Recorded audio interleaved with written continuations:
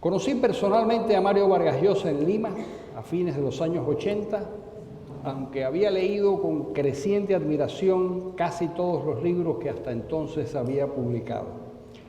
Me lo presentó un amigo común, Alfredo Barnechea, talentoso ensayista, y en ese primer encuentro yo quería fundamentalmente darle las gracias por su permanente defensa de los perseguidos cubanos. Ahora voy a aprovechar para hacerlo públicamente. Mario, junto a Plinio Puleyo Mendoza y otros amigos procedentes de la izquierda, había comenzado a respaldar a los disidentes cubanos en 1971 tras la detención del poeta Heberto Padilla. Desde entonces, 1971, cada vez que se presentaba la triste necesidad de protestar contra la dictadura comunista cubana por algún atropello, por algún crimen, por alguna violación flagrante de los derechos humanos, ahí estaba Mario en primera fila, alzando su voz, dando su firma y comprometiendo su prestigio, comportamiento que reiteró con especial generosidad mientras presidió el Pen Club Internacional. Créanme que esa actitud no es ni frecuente ni fácil. Desde la creación de la Unión Soviética en 1917, existe un implacable aparato de difamación que intenta destruir la reputación de cualquier persona que denuncie los crímenes cometidos por los defensores del marxismo-leninismo, supuestamente consagrados a la redención de los humildes. Hace un año publicamos un volumen de ensayos titulado El otro paredón, dedicado a explicar cómo funciona lo que en inglés llaman Character Assassination, una obra organizada por el historiador Juan Antonio Blanco.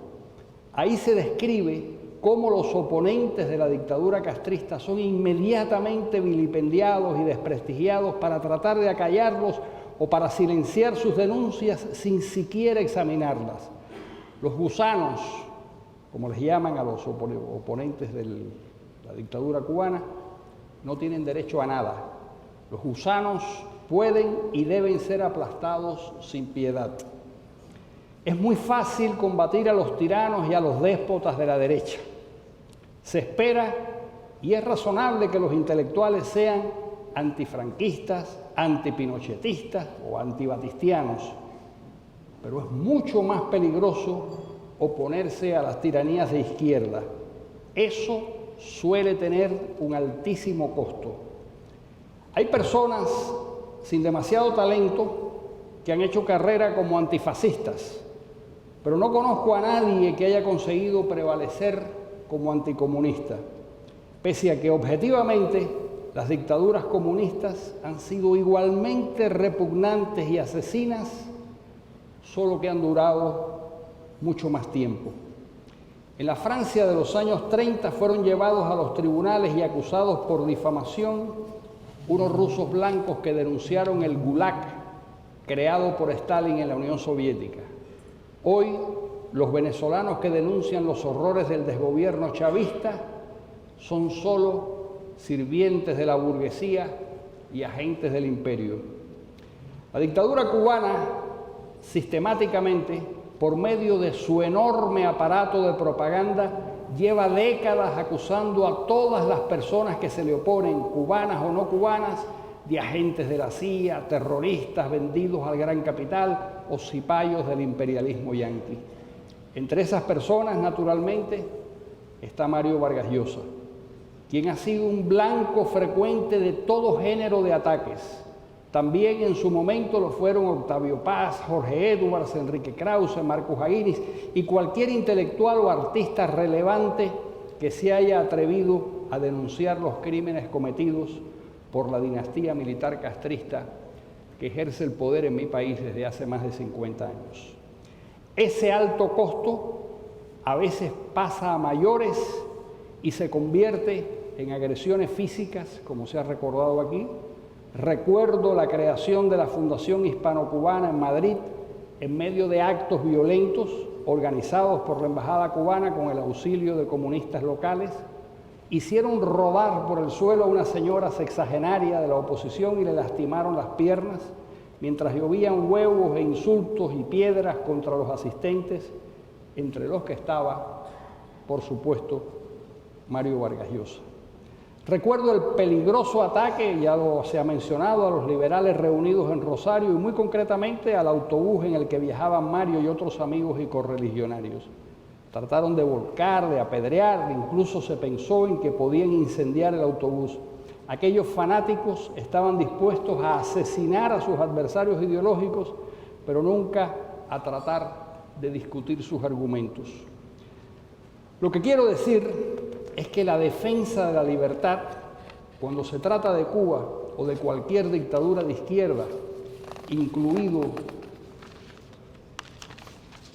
el engendro chavista, no es un grato ejercicio intelectual de salón, sino una tarea que conlleva un alto precio y un gran riesgo, y otras figuras como Mario y otras figuras honradas y decentes como él siempre han estado dispuestos a afrontar esos riesgos y a pagar ese precio, aún al costo de sacrificar prestigio y honores.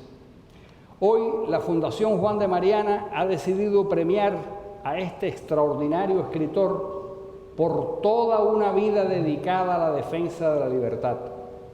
Yo, como cubano, como su amigo, quiero dar testimonio agradecido de que Mario siempre nos ha acompañado en esta viejísima batalla en la que ya se han consumido 3 generaciones de mis compatriotas. Quiero reiterar que su pluma siempre nos ha respaldado, que su mano siempre ha estado extendida para nosotros, que ha sido nuestro amigo en las horas más negras de la nación cubana. Gracias, querido Mario. Gracias, querida Patricia, su permanente cómplice en esta lucha. Solo sueño en que algún día en Cuba podamos darte un homenaje como este. Muchas gracias, Mario.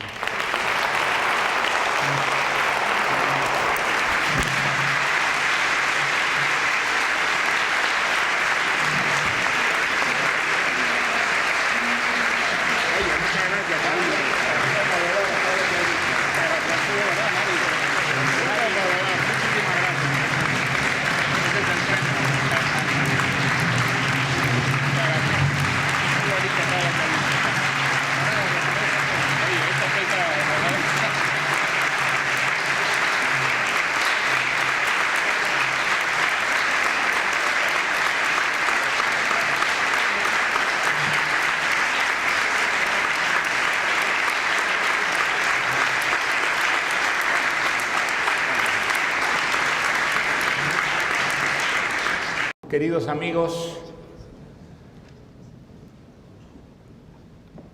agradezco profundamente a la Fundación Juan de Mariana por entregarme este honroso trofeo. Es un acto de generosidad que aprecio realmente en todo lo que vale. Me habían dicho que me iban a dar un premio y en realidad me han dado 5. Este y esos 4 discursos que ustedes acaban de oír.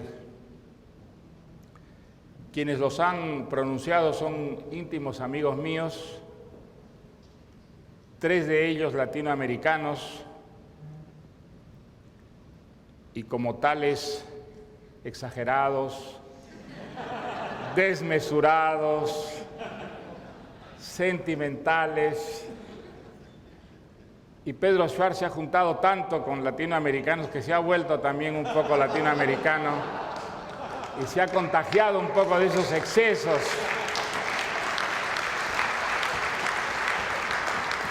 Pero en fin, ustedes saben a los extremos a que lleva la amistad y la generosidad, que aquí en España se practican también y saben que hay que rebajar muchísimo de todo lo que han oído para llegar a la verdad.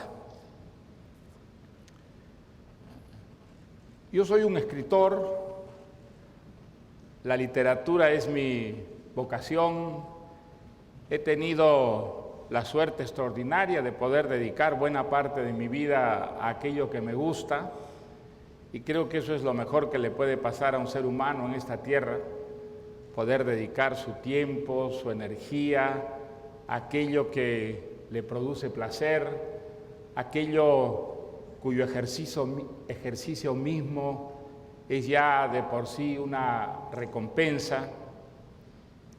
Y eso, desde luego, es algo impagable que no hay palabras para agradecer. Es verdad que también, al mismo tiempo, y en gran parte por lo que ha significado mi trabajo de escritor, he dedicado tiempo y energía a defender la libertad.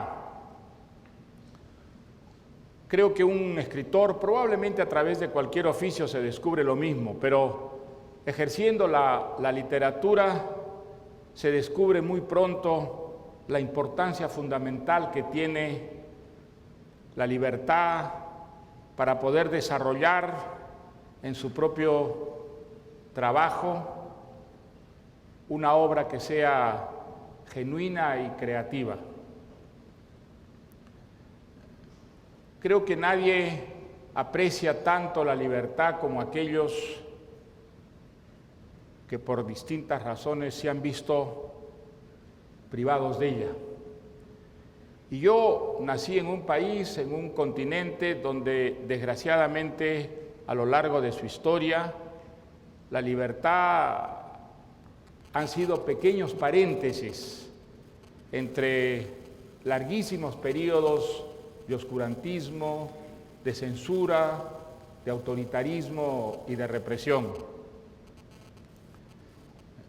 Creo que el haber vivido la experiencia de la dictadura me hizo descubrir a mí muy pronto, cuando estaba todavía en el colegio, lo humillante, lo ofensivo, lo deprimente que era vivir en un régimen autoritario, donde no había libertad política, donde la prensa estaba censurada, donde la falta de una información auténtica hacía que se viviera de rumores, de hipótesis, de especulaciones y de fantasías.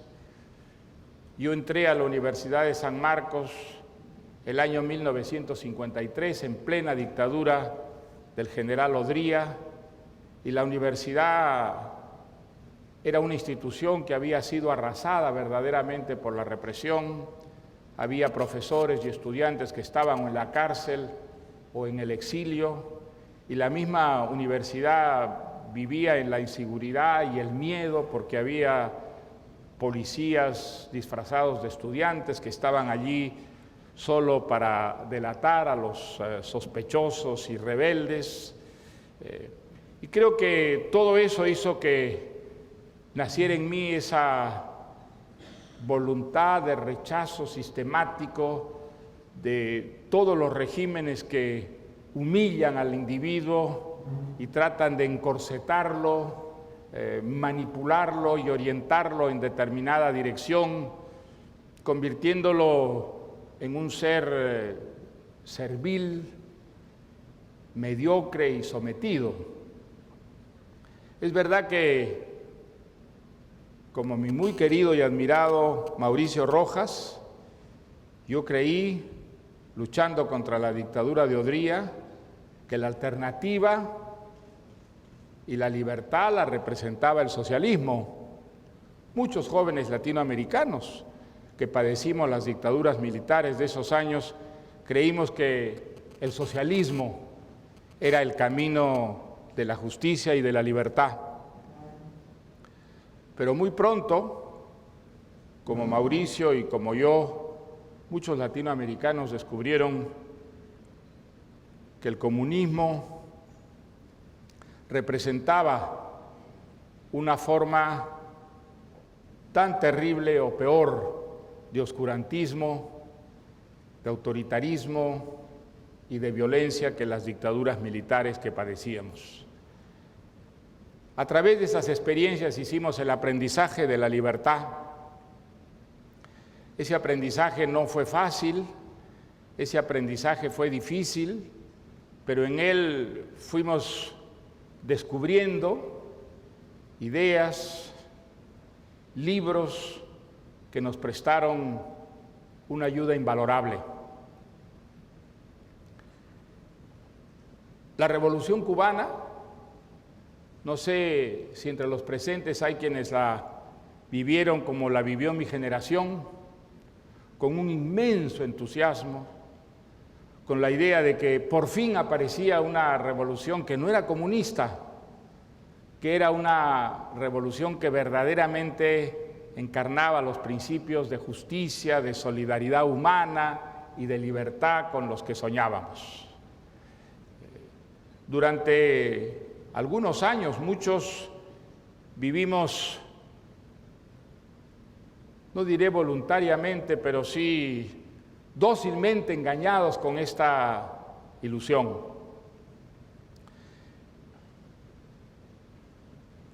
La decepción fue, en mi caso y en el de muchos, desgarradora. Habíamos visto en Cuba un modelo a seguir para América Latina y para todo el tercer mundo. Y de pronto descubrir que esa revolución que creíamos libertaria se iba acercando cada vez más al modelo totalitario, soviético, y empezaba a practicar la represión sistemática y a implantar un pensamiento único y a castigar con la crueldad y la frialdad típica de los regímenes totalitarios toda forma de crítica o disidencia, nos provocó una enorme confusión y angustia. A mí me ayudó a salir de esta crisis que fue muy profunda el pensamiento liberal, que descubrí primero en Francia, leyendo a pensadores como Raymond Aron, y luego en Inglaterra, donde viví muchos años y donde el liberalismo tenía raíces mucho más profundas que en Francia. Allí conocí a mi queridísimo amigo Pedro Schwartz, de quien he aprendido muchas cosas, y entre ellas justamente el pensamiento de los grandes liberales anglosajones que él domina también. Descubrir el liberalismo fue descubrir un camino de salvación para países como los latinoamericanos, que a lo largo de toda su historia republicana, con muy pocas excepciones, parecían haber estado empeñados en cerrarse las opciones de la libertad en el campo político, en el campo cultural, en el campo económico. Los pensadores liberales enriquecieron extraordinariamente mi visión de la historia, de la cultura, y me enseñaron a descubrir las raíces del fracaso político y económico de nuestros países. No ha sido una batalla fácil. No solo los piqueteros de Rosario nos han tirado piedras. Dicho sea de paso, Mauricio habló de que yo mantuve la serenidad en ese autobús mientras llovían las piedras de los piqueteros. Mi querido Mauricio, yo tenía un entrenamiento magnífico. Yo había hecho una campaña política en el Perú y te aseguro que las piedras de los piqueteros argentinos eran un juego de niños en comparación con las pedradas que yo recibí los 3 años que hice política en el Perú. Sin embargo, a pesar de todo lo que anda mal en América Latina, y muchas cosas andan mal desde luego, y la que anda peor sobre todo es la trágica situación de Cuba, que ha evocado aquí Carlos Alberto Montaner. Es verdad, hace más de 50 años que Cuba padece una dictadura atroz, la más larga de la historia del continente latinoamericano. Pero a pesar de ello, sabemos que esa es una dictadura que está dando las últimas boqueadas. Si comparamos la Cuba de hoy día a la Cuba que en los años 60 millones de jóvenes en el mundo entero veían como un modelo a seguir, ¿qué diferencia? ¿Quién ve hoy día en el mundo a Cuba como un modelo, sino grupos minúsculos de fanáticos, de gentes verdaderamente cegadas por una convicción religiosa, en tanto que la inmensa mayoría de los seres pensantes ve en Cuba un fenómeno verdaderamente trágico de una tradición totalitaria que solo sobrevive en Cuba y en Corea del Norte. Dos ejemplos verdaderamente patéticos de un fracaso social y político que solo sobrevive a través de la cruda represión. Cuba no va a durar mucho tiempo más, mi querido Carlos Alberto, y estoy seguro que esos cubanos valerosos, como tú, que en todos estos años, sin dejarse desmoralizar por las derrotas parciales, sistemáticas que han venido experimentando, van a ver la libertad brillando nuevamente en la tierra de Martí, de Lezama Lima, de Cabrera Infante, de tantos cubanos admirables que no se dejaron cegar por la ilusión castrista. Estoy seguro que más pronto que tarde podremos reunirnos allí y recordar sin nostalgia los años de la lucha contra el castrismo. Hay un contexto latinoamericano que, aunque a la distancia no se vea tan bien, sí justifica el optimismo. La América Latina de nuestros días es una América Latina que está mucho más cerca de la libertad de lo que estaba cuando yo era joven. Cuando yo estudiaba en San Marcos, en los años 50, prácticamente con las excepciones de Chile y Uruguay, toda América Latina estaba sometida a regímenes autoritarios, militares, corrompidos y brutales.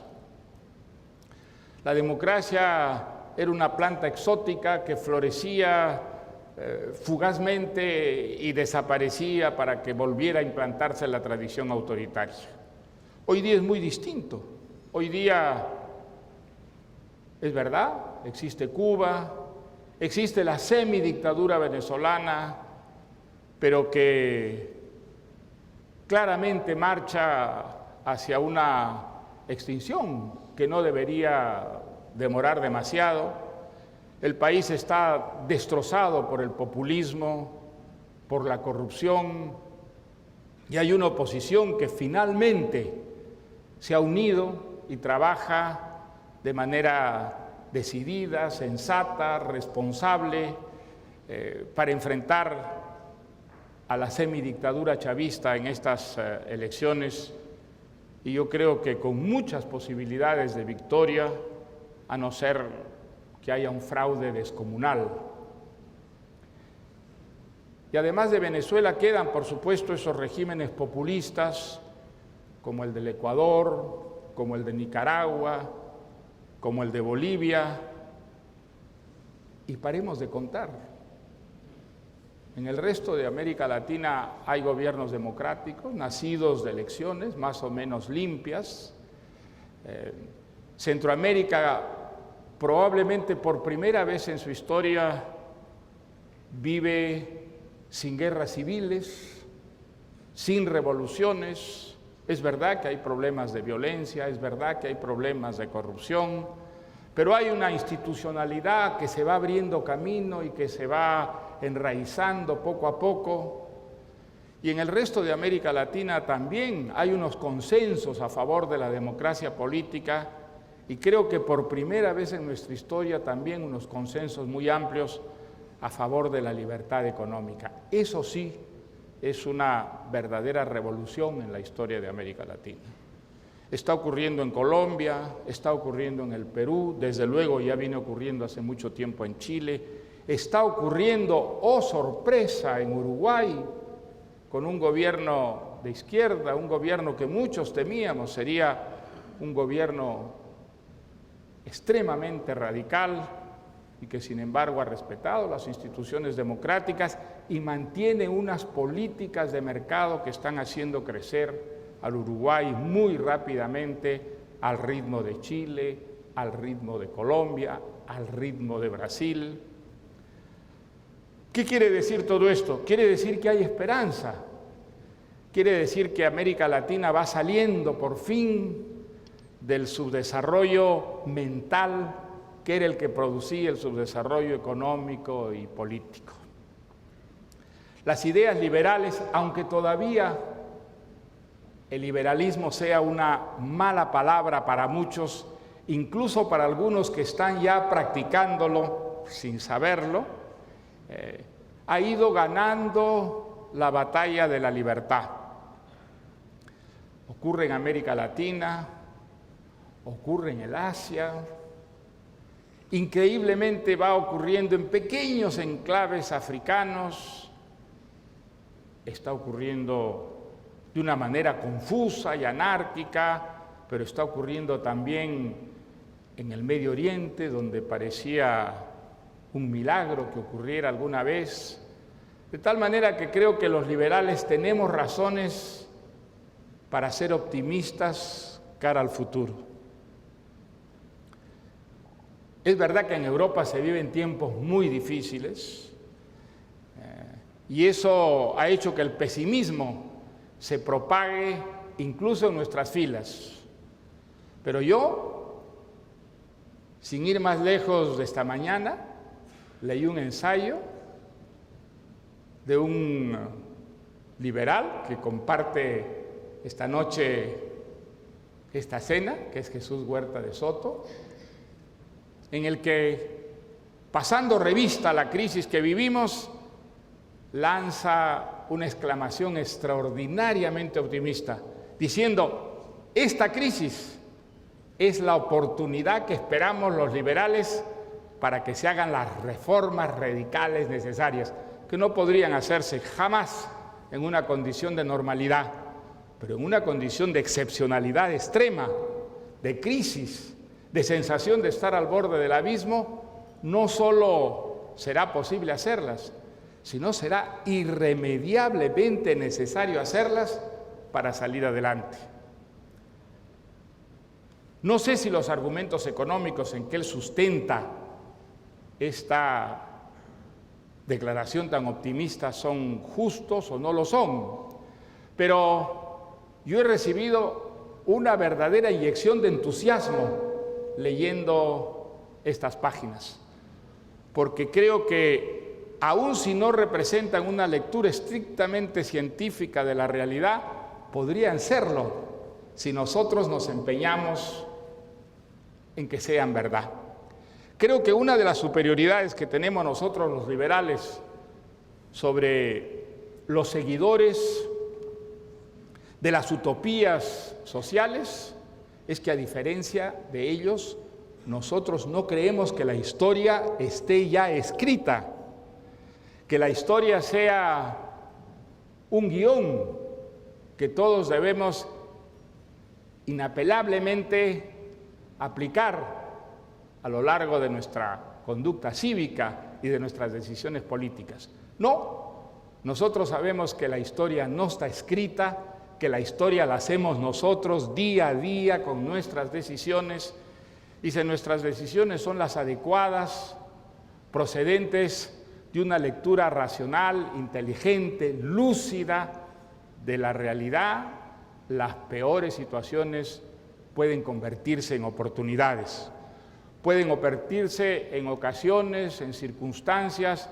para cambiar aquello que anda mal, para corregir los errores cometidos y adoptar el rumbo necesario que nos encamine hacia el progreso y que refuerce nuestra libertad.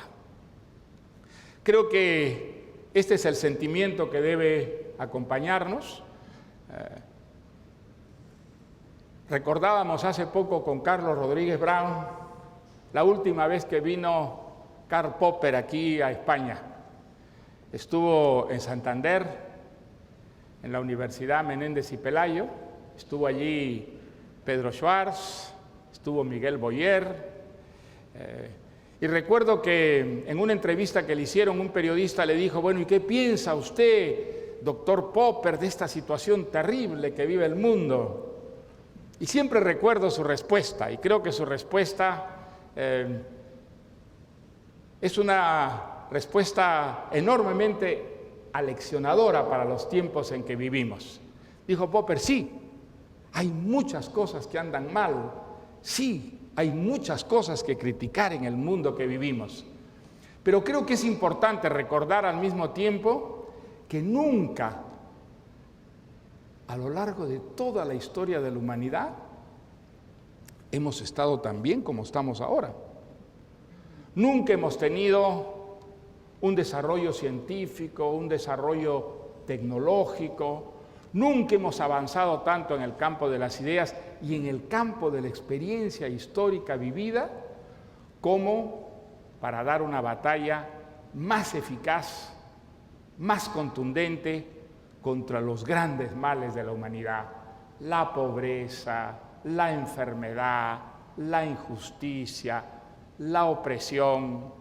Creo que esta idea es una idea que debe estar siempre presente, contrastando la tentación del pesimismo, la tentación del fracaso, la tentación de estar frente al apocalipsis. Una tentación que hoy día, por desgracia, en España y en Europa se hace presente ante la enormidad de la crisis que vivimos.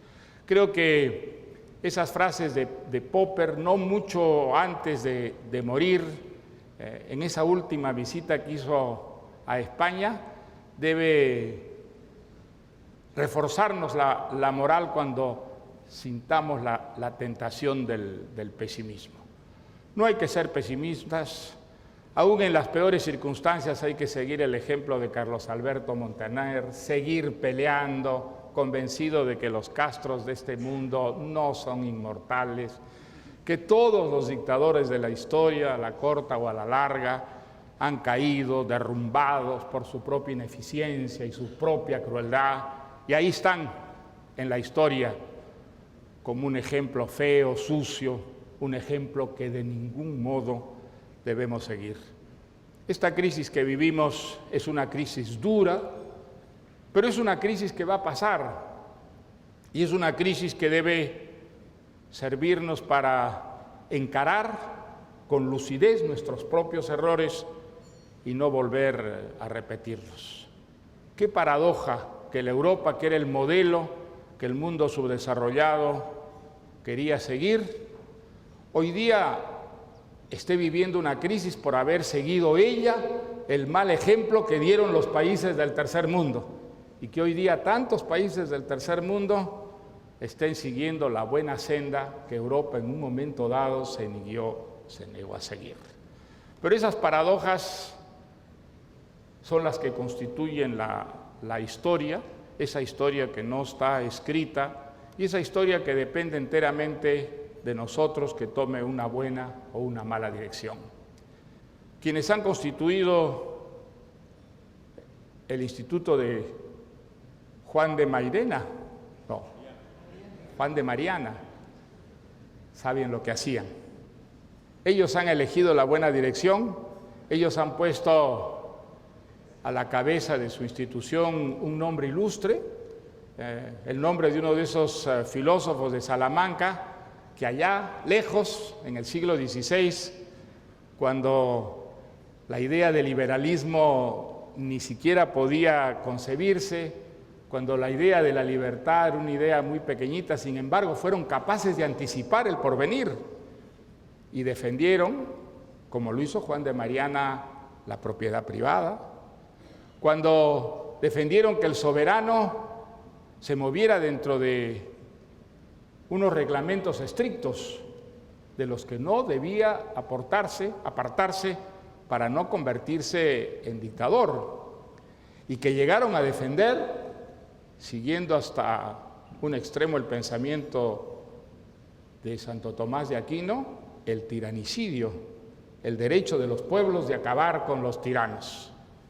Es un bello nombre, es un bello ejemplo, es un bello modelo, y que haya sido este el ejemplo que un grupo de jóvenes aquí en España se hayan constituido en un instituto para dar la batalla de la libertad, es enormemente aleccionador.